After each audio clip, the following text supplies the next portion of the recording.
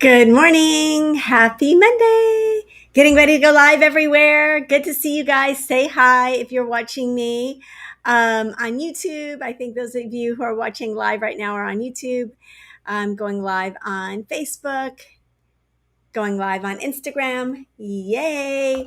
Welcome, everybody. Super excited about chatting with you all this week. Woo.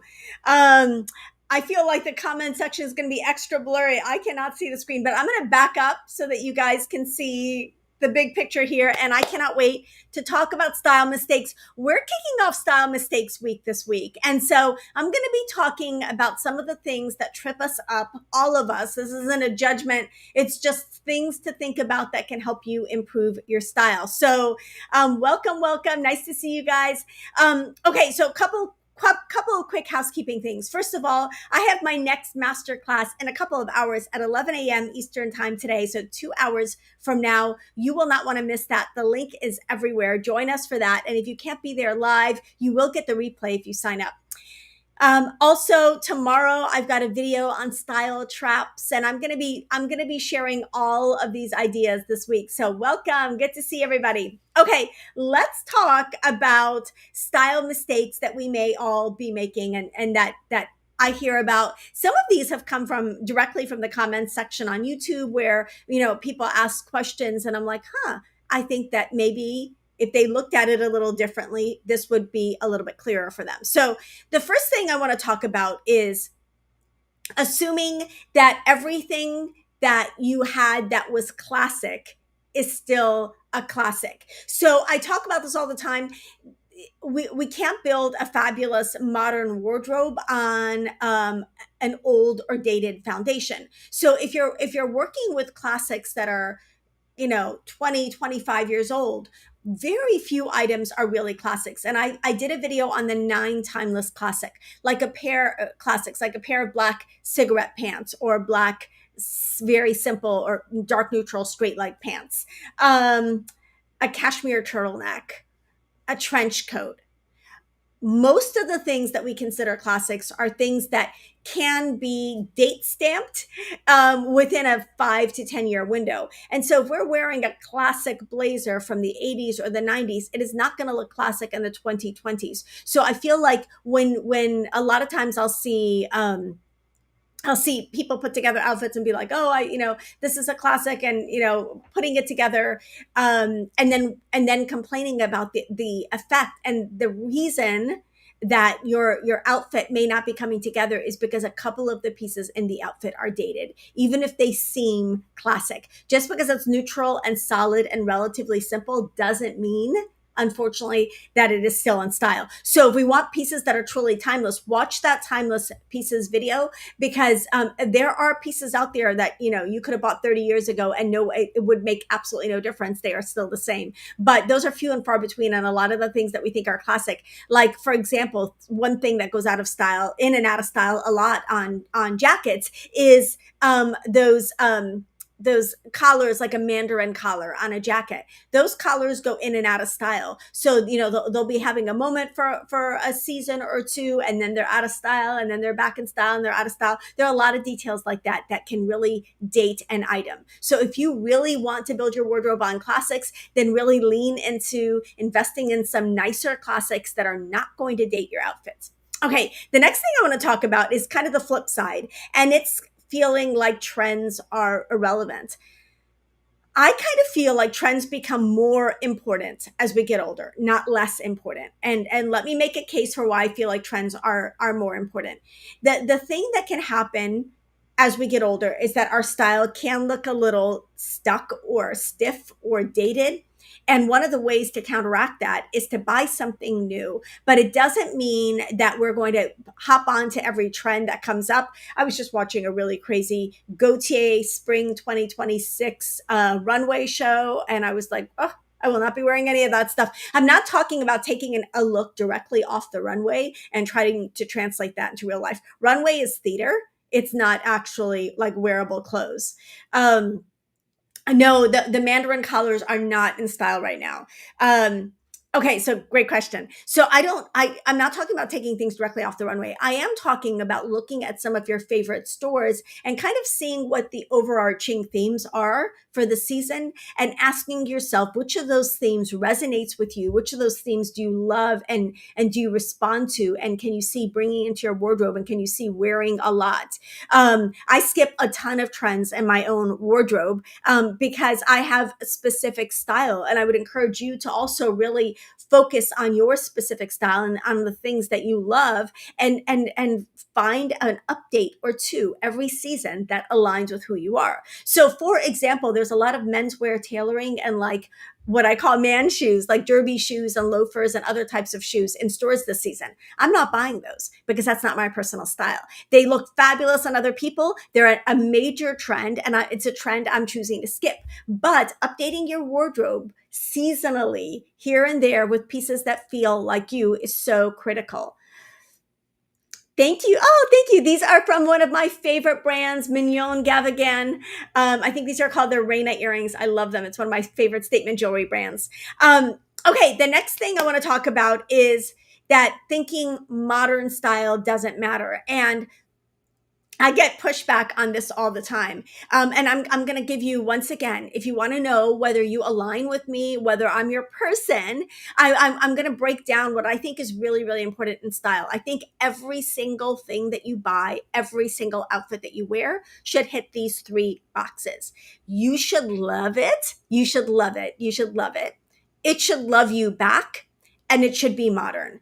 If one of the three boxes is not checked, I feel like that is not going to be your best look. And one of the boxes that people decide to not check a lot is the modern box. So they can find something that they love and is actually flattering on them. But if it's not modern, it's not going to be your best look. It's not. In the same way that, if we can think of an example from growing up, a woman in the 80s who was wearing an outfit directly out of the 60s. That sounds like I'm being dramatic, but I'm not being dramatic when you think about the fact that was it was 20 years between the 60s and the 80s. And many women who are sharing outfits that they're struggling with in my Facebook groups are sharing outfits that they bought 15, 20 years ago that still fit them and are still flattering and that they still like, but the item looks completely out of sync with what's happening in style. So I believe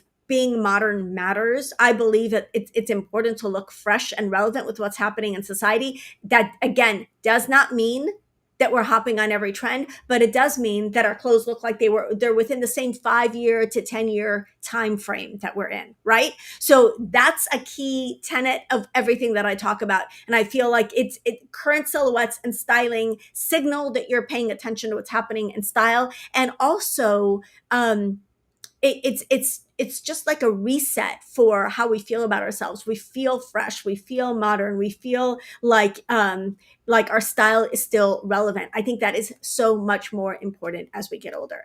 Kids are always going to look trendy. Kids are always, no matter what a kid wears, they're going to look modern and relevant because they're a kid. But as we get a little bit older, it becomes more important to lean into that and be intentional about it. Okay. The next thing that happens a lot, and I told you my 3 tenets of style. My 3 tenets of style one of them is that your clothes should love you back. That relates to color and also to fit and flattery. I believe that all 3 of those are really important. We're not going to look our best if our clothes don't suit us. And what does a clothes suiting you mean? To me, it means that your clothes create a sense of balance in your body so that people are focused on you and not on a specific part of your body or a specific feature of your body. And also that your colors bring out your best without you having to overcompensate. Like if, for example, I talk about this all the time, blush and beige are not my colors. They do not look good on me as much as I adore them. So if I wear beige, I have to work extra hard to counteract the color draining effect of beige on my face by adding a lot of extra makeup. I don't want to work that hard. Color does 90% of the work for me. So if I wear a color that suits me, it's so much easier, like a little lipstick, a little mascara, and I'm done, right? But if we wear colors that totally are off for us, we're going to have to work extra hard. Now I'm going to get I get feedback from people who say, I don't really care about flattery. I don't think it's important to define your waist. I'm going to make an exception. There's a small unicorn group of women who are tall and slim and have cool, edgy style and like to lean into like slouchy, oversized silhouettes that are often menswear inspired. Those women can wear whatever they want because they have the body type to pull off some of these runway looks where the clothes are oversized and very menswear inspired and not flattering in the conventional sense at all. And for them, I'm happy that they can do that. I applaud them. Go do your thing. If that style and that silhouette aligns with you, go for it. That is not what I talk about here because I do not believe that 95% of women can wear that well. I feel like most of us require a little bit more strategy when it comes to fit and to flattery, and we require clothes that are going to fit us properly if we're going to look and feel our best in them. So that's my perspective on that. Yes, and I get someone who comments every single one of my videos, I don't think flattery is important. I'm like, okay, I do. And so if you don't, then skip that part. Okay, the next thing I want to talk about is following outdated, then they don't need netta. Exactly. Thank you. Yes, shoes help everything, Carol, and I'm going to get to that. The next thing I want to talk about is following outdated rules on age and style. So I hear a lot of these. I heard a woman say, on underneath one of my outfit clips, I don't think you should show your knees after 40. I was like, really? I did not get that memo. I do not remember hearing that. So I feel like what we need to focus on rather than the number. I had a beautiful client reach out to me recently and she said, I just turned 58 and it's messing with my mind. And I'm like, I get that. I'm 55 and a half.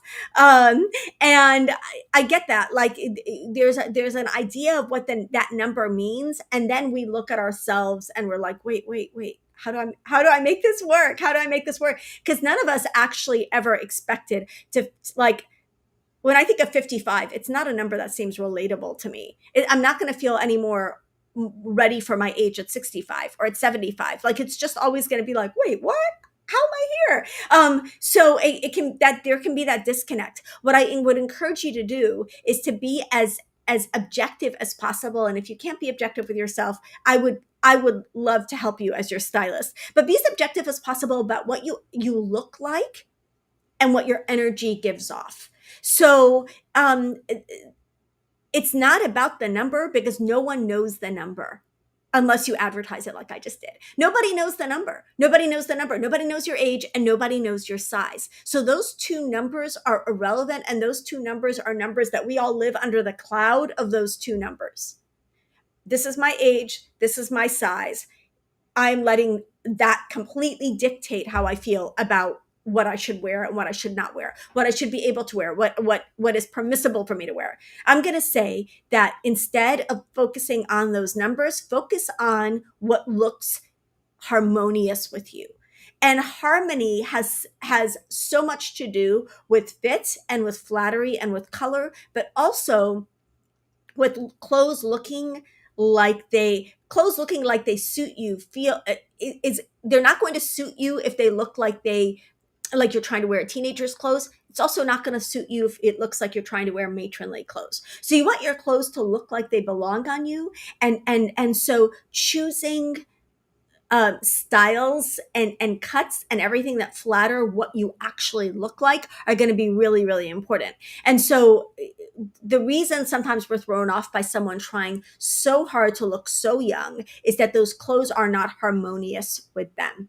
Like if they added a little bit of balance, a little bit of flattery, if there was a nod to sophistication and not to youth chasing, then we would be looking a lot more harmonious in some of these styles. So it's a delicate balance, and it's not really a right or wrong thing, but be honest with yourself. What do I look like?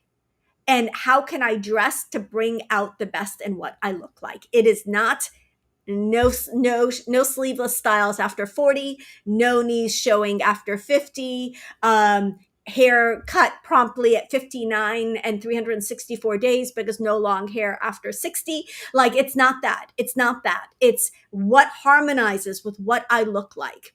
And when we see, again, someone who is dressed too old or too young, the reason that looks off is because the clothes don't harmonize with what they look like. Okay.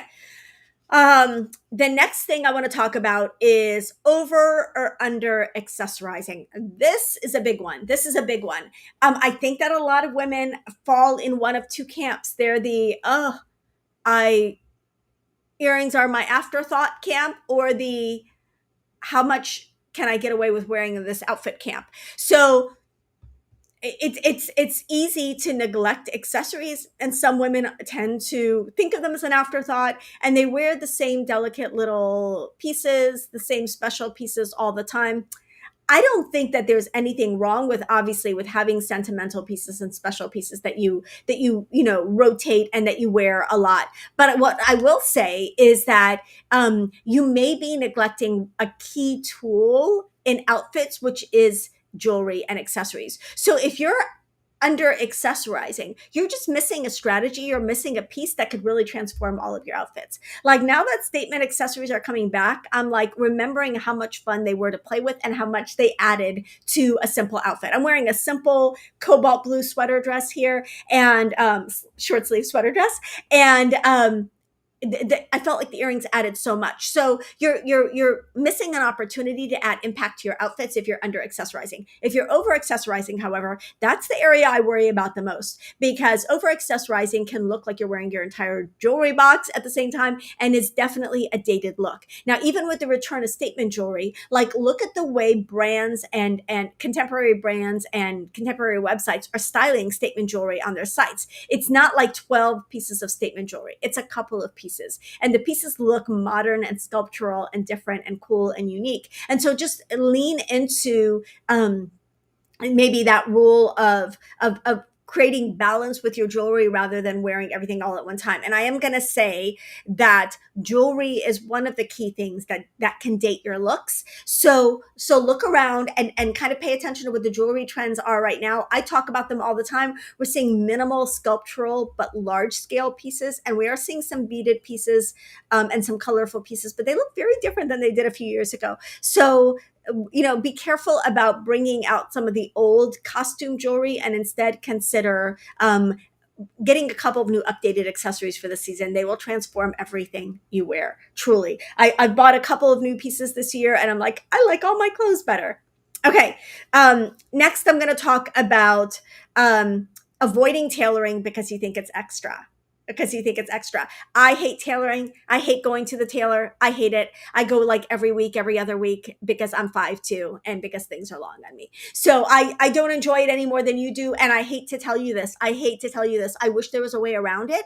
And until there is, unfortunately, we're going to have to get clothes altered so that they look great on us. And this is the thing. If we're not, if we're not just buying a ton, but we're being really strategic about what we're buying, we're more likely at that point to say, you know something, I bought this amazing dress, I bought this great pair of pants, I bought this beautiful jacket or whatever. I'm going to take that next step and have that item altered so that it suits me better. So maybe the price of the alteration would be the same cost as the Marshall's top that you left behind at the store, and then it's totally worth it. If you're buying nicer clothes, spend the money to have those clothes altered a little bit. Now, it's also important to maybe have a relationship or a rapport with your tailor where they can tell you, yeah, that's not, like, one of my clients was texting me last night and she's trying to buy a formal dress and it has built-in bra cups, and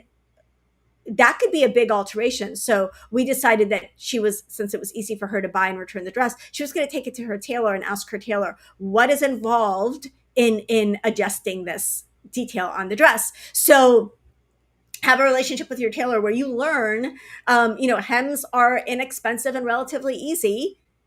Reconstructing an entire jacket, very expensive and next to impossible.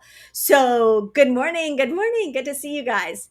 So really important to get those details right so that you feel good in your clothes. I'm always going to go back to, I want you to feel your best in what you're wearing. I'm not doing this because I have a personal stake in what you're wearing. I want you to go out there and feel beautiful and feel confident. And I know that clothes fitting well is a key component to that. That's going to tie into my next point, which is there are clothes that are confidence killers. And the reason they're confidence killers is because we like fuss with them all the time. We fuss with them all the time. If you find yourself having to constantly readjust what you're wearing, change before you leave the house. We have all been there where like the skirt keeps shifting or the bra strap keeps showing or there's a gaping, there's a gape between the bust or there is some detail on your clothes. They're constantly moving around. You're constantly adjusting them. You're constantly messing with them and shifting them and playing with them. And those clothes are going to kill your confidence. All you're going to be thinking about all day long is my has my skirt shifted, is my top open in the front, is my bra strap showing, is whatever that potential wardrobe malfunction is, that's going to be on your mind all day, and that will kill your energy. One of the things that I feel really passionately about is when we feel confident, we can forget about what we're wearing and we can focus on other people. And so for people who think that style is superficial, I will tell you, not paying attention to what you look like and not checking that box for yourself before you leave the house is going to make you way more inwardly focused and way more selfish than checking that box, feeling good about what you look like, and then being able to forget about it for the rest of the day. I want you to check that box of your style. Get yourself ready in clothes that you do not constantly have to shift or adjust, and then go on with your day and feel good about yourself the rest of the day. And so this is a key thing. Like, change if you have to readjust your clothes, change. Okay, the next thing I want to talk about is forgetting to evolve your style with your lifestyle. I work with a lot of women who have come out of some kind of transition or are currently going through a transition. So they have stopped working in a corporate setting. They have lost weight. They have gained weight. They've moved. Their lifestyle has completely changed for some reason. Their size has changed. Whatever those transitions are, if you're looking at your closet and your closet is filled, but you feel like you do not have clothes to wear, it is because most often your clothes represent a different lifestyle. They represent a different lifestyle. If you are retired and you're looking at a closet filled with suits and blazers and beautiful work clothes, you're not looking at your wardrobe, you're looking at the interior of your closet. Those are two very different things. And you are not going to have an accurate representation of what you can actually wear until you're actually looking at a space where everything in that space fits the current season, fits your current size, and fits your current lifestyle. If it doesn't, then you're just looking at a collection and at clutter. And that is going to mentally keep you from being able to get dressed with ease and with confidence and with grace every single day. And so you want to be able to separate out the items that you are no longer. And I'm going to suggest doing my reverse closet edit. I think you can find it at netamanley.com/bootcamp. My reverse closet edit is a very simple self-guided system to take you through the clothes in your wardrobe and to really help you pull out the pieces that you're excited about wearing. So it's not about, do I like this? Am I going to purge this? It's not that. Instead, you're going to be identifying what are the tops that I'm currently really excited about wearing or that are my current go-to basics in my wardrobe at any given point. And you're going to be systematically identifying those pieces in your wardrobe and starting to work with them. It's a really streamlined and really helpful process to go through. But you want to identify, what am I actually wearing? That's your wardrobe. The rest is just clutter. Okay, the next thing I want to talk about is ignoring how you feel in your clothes. And I'm going to say this. I've said this to clients in the past. I will tell you how you look in your clothes. Only you can tell yourself. Only you can decide how you feel in your clothes. So when I give my clients feedback on their outfits, I can say, that looks amazing. That looks beautiful. It's flattering. It fits you. It checks all the boxes that I have when I'm looking at you as a client. Now, Only you can tell yourself how you feel in your clothes. Only you can determine how your clothes make you feel, and the impact of your clothes on your how those clothes are going to have on your day, right? Again, are they clothes that feel comfortable? Do they feel aligned with you? Do they feel like you do you feel confident in them? Do you feel are you holding your shoulders back a little higher in those clothes? Like, what are the how do those clothes make you feel? They don't make you feel amazing. It doesn't matter what everybody says. It doesn't matter what if everyone's like, you look awesome. It doesn't matter if you do not feel good in those clothes, then you're not going to have that confidence that I want for you every single day. Now, I'm going to make a little caveat to this. Some of you really struggle to feel good in anything. And if so, I would encourage you just reach out to me for a style session, comment style session, and I'll send you the link, because sometimes we just don't see ourselves clearly. We don't see ourselves accurately, and we're a little too hard on ourselves. And some of you are super, super hard on yourselves. And so I would like to be that person who tells you, you know something? You are super cute. You are doing this great. You look awesome in these outfits, and to just let you to help you let go of some of that self-judgment a little bit. Okay, the next thing I want to talk about is there's so much. There's so many different things I could talk about right now. Okay, it's ignoring the bookends. Ignoring the bookends, because this is going to be probably my last tip. I realize I'm close to 9:30. What are the bookends? The bookends are your hair and your shoes. Now, I'm gonna a little aside here. I'm gonna encourage you to ignore my hair this morning, because I have been rained on continually for a solid month here in Central Florida. But it's seriously ignoring your hair and ignoring your shoes. Those are two of the things that are going to make the biggest difference in your outfit and in how you look and feel in your clothes. How you look and feel in general. Everybody's looking here. Everybody's looking here. So I always say to start with the portrait. This is the portrait. This is the, if you're sitting at dinner, like often we put a lot of work into our outfits and not as much work up here. And if we're sitting at a table with people at dinner or whatever, this is what people are going to be seeing. If we're having a conversation with people, this is what they're going to be seeing. So you want your makeup and your hair to look their best. And you want great glasses. If you're wearing glasses, you want fabulous glasses that represent your personal style. I have a collection that I rotate all the time. Like, you want the glasses to be fun or fabulous or just flattering. You want the makeup to work. You want the hair to work. Those are key. And I said this before, and I think it bears repeating. You can be all dressed up and not have your hair and makeup done and not look good. You just won't look your best. You're just not going to look done. You're not going to look ready for wherever you're going. You can have your hair and makeup done and be underdressed and look great. So this is almost more important than what happens in your outfit. Okay, the last part of the bookend is the shoes. And I'm going to say, my theory that I want to catch on, spread this, share this with your friends. I call it my new shoe theory. New shoes plus an old outfit equals a new outfit. Try this at home. Give this a test run and tell me if you think that this works for you. Buy a new pair of shoes for fall 2025. I'm just giving you permission. If anyone stops you and was like, why are you buying shoes when you already have shoes? Say, Netta sent me and told me to buy some new shoes. So buy a new pair of shoes for fall 2025. May I suggest a pair of boots or ankle boots or knee-high boots, because that's going to be the most versatile style for most of us in fall, winter. So buy a new pair of shoes, add them to all of last year and the year before that's fall winter outfits, and tell me if the boots don't fix everything. They don't fix everything. If they don't make everything better, if they don't completely transform every single outfit.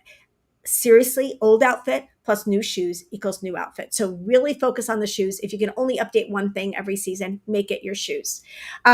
You're realizing that your idea of classic is not at all classic. And that's kind of what I was getting at with that, Bev, but you said it much better than I did. A lot of times our idea of classic is not at all classic. So I do have my modern classics wardrobe guide, which shows you what classics look like in the 2020s. And I also have my 9 timeless pieces video on YouTube, where I break down really 9 truly timeless pieces that do not have date stamps, that are not going to age, that you can invest in and know that you'll be able to wear for a long time. Keeping a journal helps of your best looks. Yes. Since you help with your colors, you feel cuter. Yay! That makes my day, Tracy. Thank you, thank you, thank you. Absolutely, cataloging your best outfits helps. And I'm going to go back to saying, if you're not taking those daily pictures, that's the biggest mistake we can all be making. So thanks for reminding me, Tracy. I have a little tutorial, but really prop your phone up. Use one of the little like suction things to stick it up, or prop it up on a piece of furniture, or stick it on a tripod, and use the little, I call it a clicker. It's a little shutter button thing. Super, super easy. I'm not a techie person. I'm just going to let you know. I'm not a techie person, but you can step away, take the picture, catalog your outfits. It's not about a photo shoot. It's about having a record of what you wore and what you look like in your clothes, because nothing is going to tell you more about what works for you and what doesn't work for you than looking across pictures from various days, various weeks, various months, and being able to compare. Our mind sees much better in comparison than it does in a single item. So being able to compare your outfits across,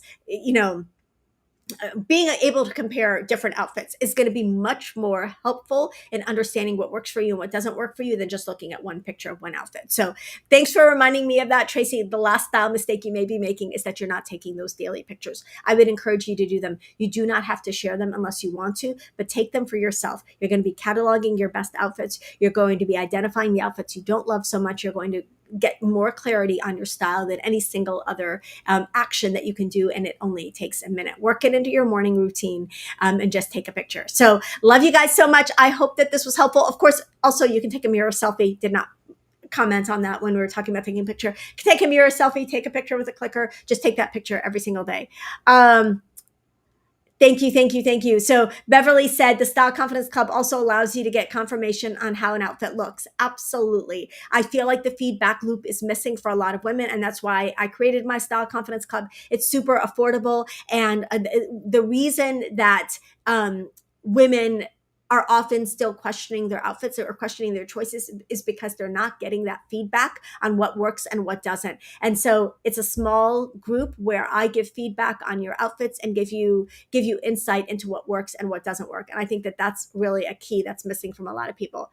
Thank you. Thank you. Thank you so much. Thank you, Jeanette. She said, I love your positive feedback and encouragement. Thank you so much. I love that. And Beverly, thank you. Yes, please like this video wherever you're watching it, and comment and let me know which of these style mistakes you might be making and what you're going to be working on in your style this fall. Love you guys. Cheering you on always. Mwah. Bye.